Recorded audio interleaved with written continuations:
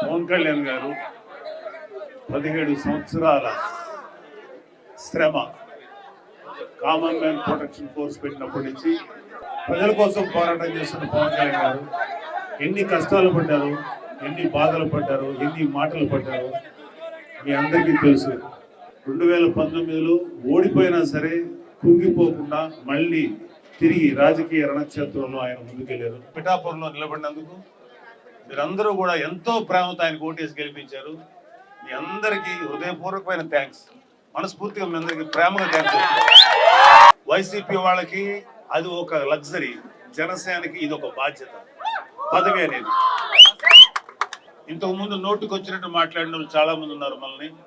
ప్రజలందరూ మనల్ని గెలిపించింది వాళ్ళ శ్రేయస్సు కోసం, వాళ్ళ అభివృద్ధి కోసం, వాళ్ళ మంచి భవిష్యత్తు కోసం గెలిపించారు. కాబట్టి మీరందరూ ఆశించినట్టు మేమేదో మీడియాకి ఎక్కి వాళ్ళని వీళ్ళు తిడతాం అనుకోకండి, మాకు అలవాట్లేదు.